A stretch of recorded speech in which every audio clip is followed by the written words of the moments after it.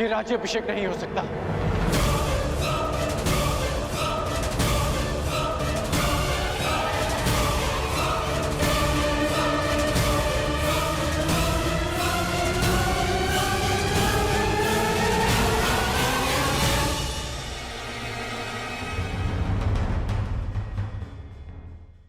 ये राज्याभिषेक नहीं हो सकता क्योंकि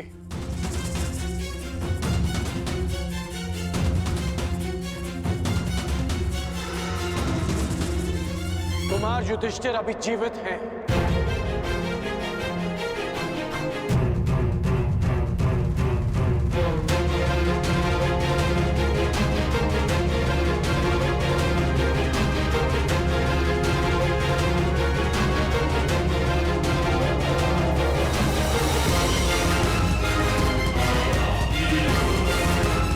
सारे पांडव अभी जीवित हैं।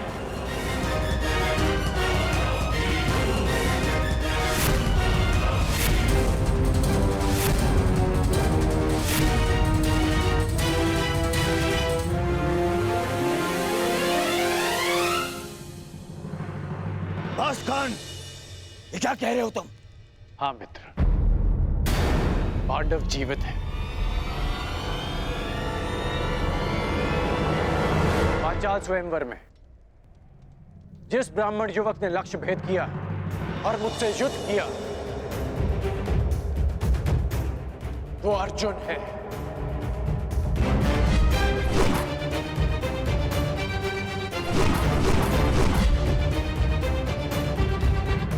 और जिस ब्राह्मण ने वृक्ष उखाड़ कर तुमसे युद्ध किया वो भीम।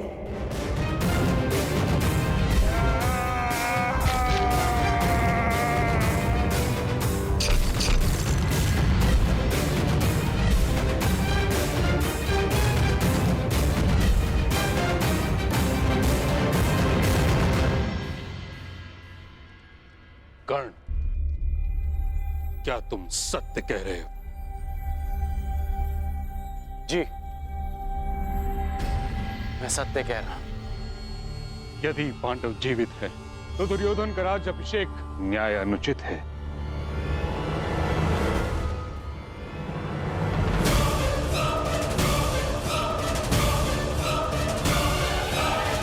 ना ही उसे राजपद देना।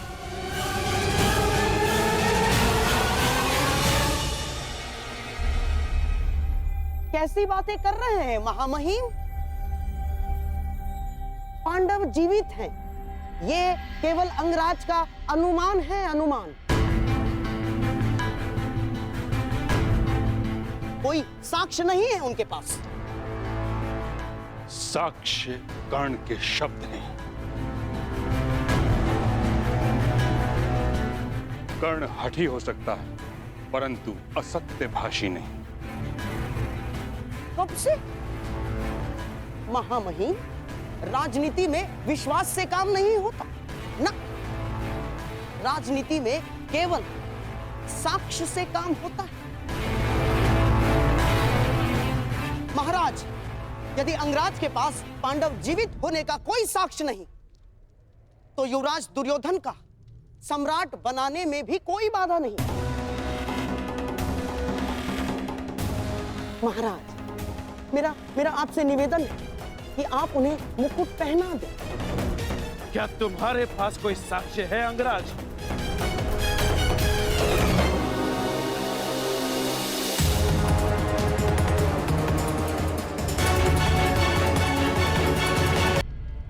मेरा आपसे निवेदन है कि आप उन्हें मुकुट पहना दें। क्या तुम्हारे पास कोई साक्ष्य है अंगराज? महाराज, जो मेरे बाणों को काट सके वो केवल अर्जुन के ही बाण हो सकते हैं।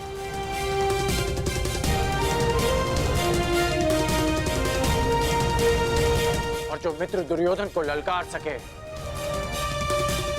वो केवल भीम ही हो सकता है। ये भी केवल तुम्हारा अनुमान है कर्ण। मैं साक्ष्य की बात कर रहा हूं। कभी कभी अनुमान भी सत्य सिद्ध होते हैं महाराज। मेरा प्रश्न ये है विदुर, यदि पांडव जीवित हैं तो वो अभी तक हस्तिनापुर क्यों नहीं आए? इतने समय तक छिपे क्यों रहे? क्या कोई उत्तर है तुम्हारे पास?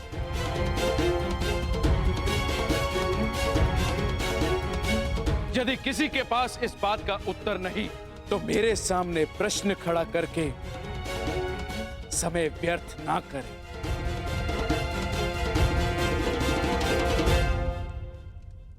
तो मेरा निर्णय है कि दुर्योधन का राज्य अभिषेक होगा।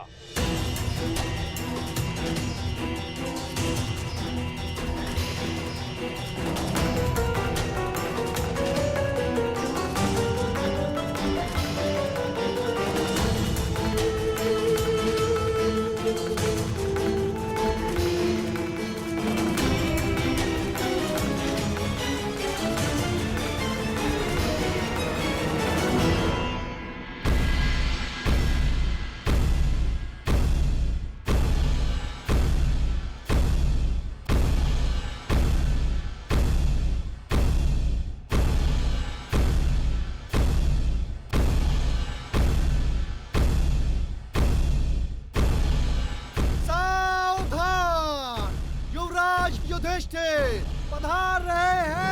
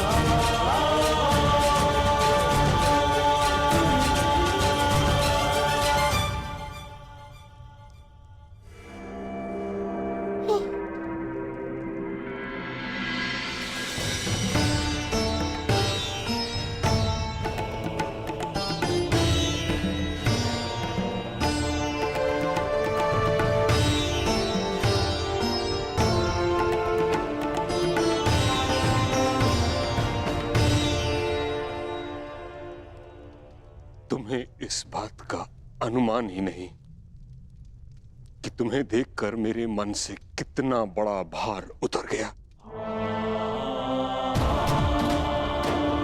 यह अनुभूति एक शूल की भांति मेरे मन में चुभ रही थी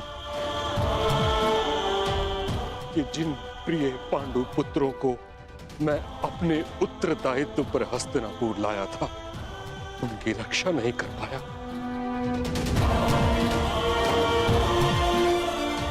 इस समय तुम सबको सकुशल देखकर तुम अनुमान नहीं लगा सकते कि मुझे कितनी प्रसन्नता हो रही।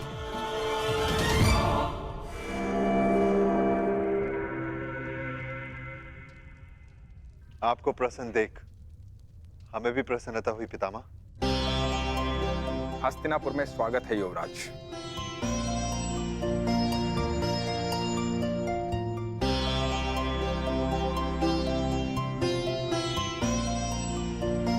धन्यवाद विदुर काका श्री।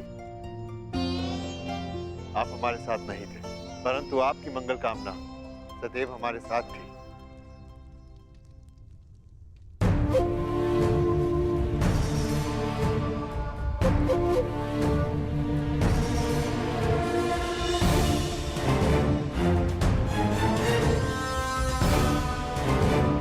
मेरे पुत्रों,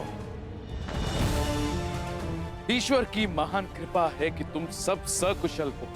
अब मैं मृत्यु उपरांत अपने भ्राता पांडु को अपना मुख दिखा सकूंगा। पिताश्री को सदैव अपने ज्येष्ठ भ्राताश्री पर गर्व रहेगा महाराज। अर्नावत में आपके पुत्र दुर्योधन ने जो हमारे स्वागत के प्रबंध किए हम कभी नहीं भुला सकते।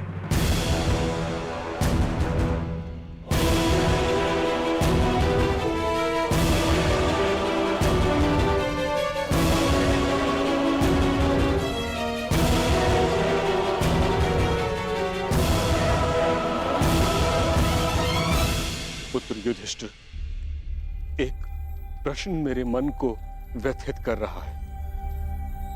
तुम सब जब वर्णावत की दुर्घटना में सुरक्षित थे तो हस्तिनापुर क्यों नहीं चले आए?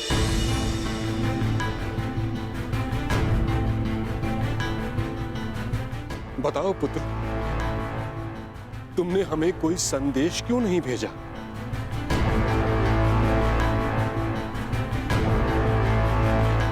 युधिष्ठिर, इतना मैं जानता हूं कि भयभीत तुम किसी से हो नहीं और असत्य तुम कहोगे नहीं।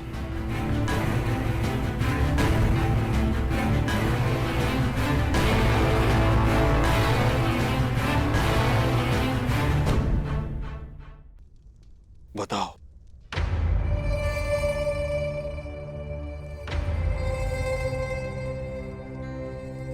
हम आपको कष्ट नहीं देना चाहते थे पितामह,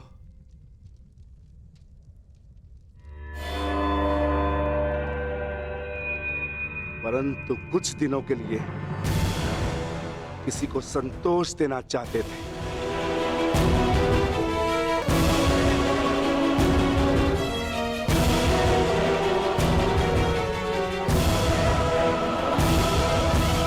भीम का तात्पर्य यह है कि हम माता श्री को संतोष देना चाहते थे,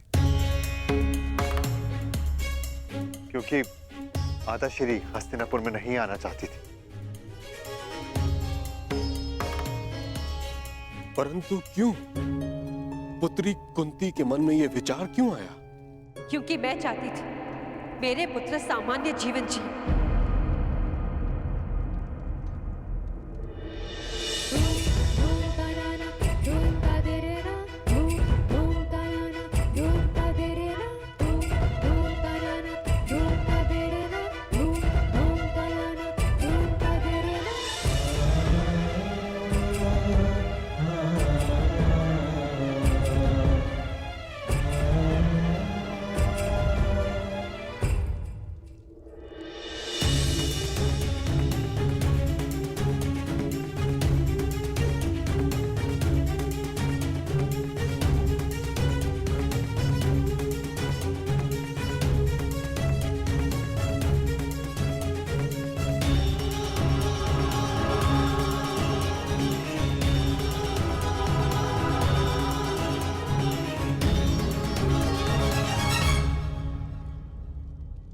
राजसी जीवन और राजनीति से मेरा मन विरक्त हो चुका है ताजश्री।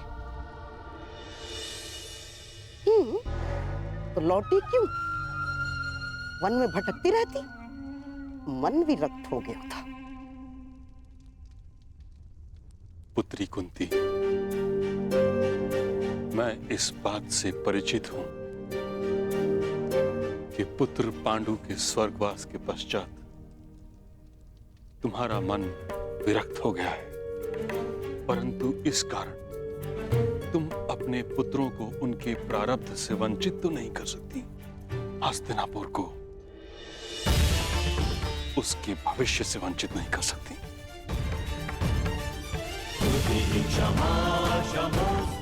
कुंती पुत्री, सिंह बछड़े की भांति नहीं जी सकते। उन्हें वन का राजा बनना ही होता है।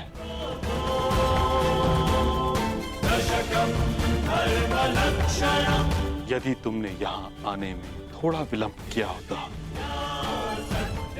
तो यहां घोर अनर्थ हो जाता।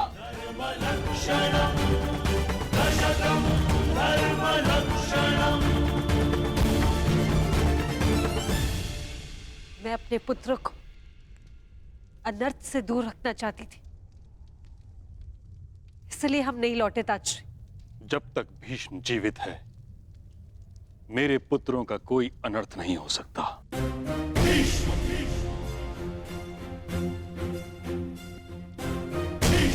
यदि कोई अनर्थ का बाण उनकी ओर आएगा, तो उसे सर्वप्रथम भीष्म की ढाल का सामना करना होगा।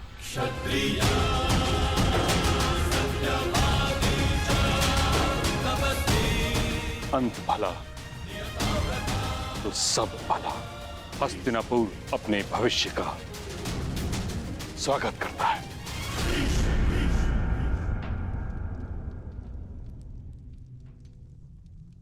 किंतु ये तो बताओ पुत्रों, वारणाव्रत से जाने के पश्चात क्या हुआ? कहाँ रहे तुम लोग? होना क्या है? सूर्य के तेज को मेघ कब तक रोकेगा? अंगराज ने अभी बताया किस प्रकार अर्जुन ने अपने पौरुष और कौशल का प्रदर्शन किया और स्वयंवर में पांचाली को जीत लिया।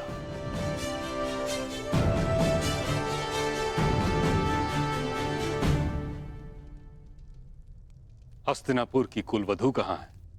उसे संग नहीं लाए।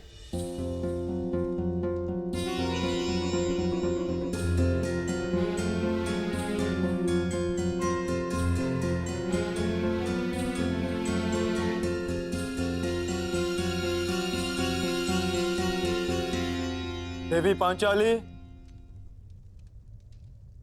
पितामह तुमसे मिलना चाहते हैं।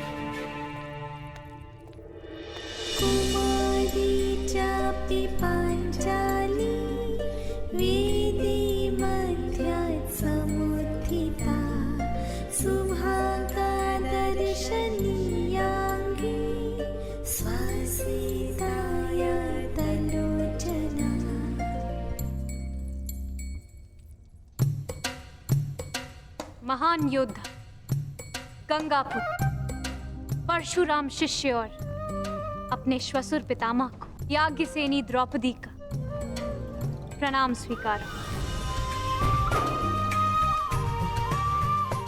अपने परिचय के लिए जिन शब्दों का चयन तुमने किया है यज्ञसेनी, उससे तुम्हारे गुण, तुम्हारा ज्ञान, बड़ों का आदर और तुम्हारे चरित्र की श्रेष्ठता सिद्ध होती है।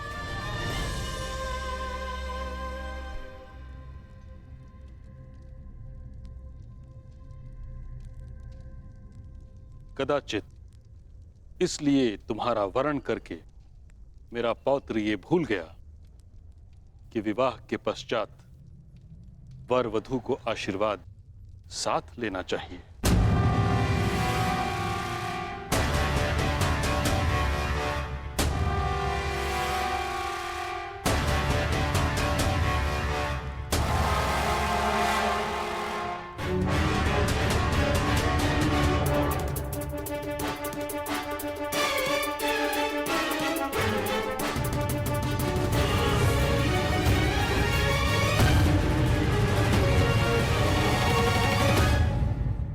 विवाह के पश्चात वर वधू को आशीर्वाद साथ लेना चाहिए।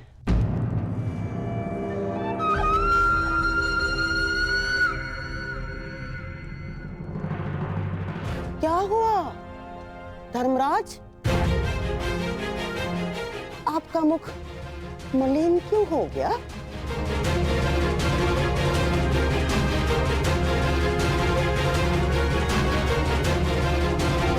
अर्थात कुछ कहना चाह रहे हो?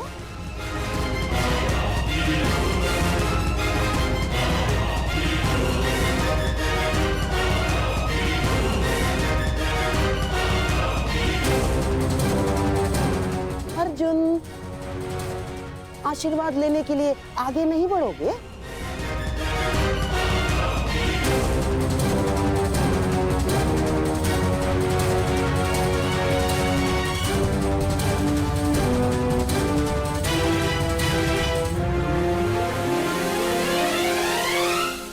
परंतु पितामह, पंचाली केवल अर्जुन की पत्नी नहीं है।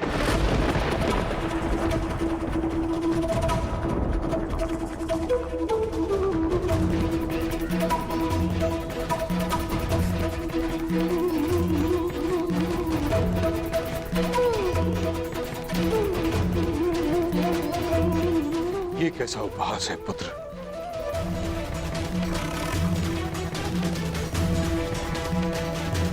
अर्जुन ने पांचाली का स्वयंवर जीता है, उसका वरण किया है।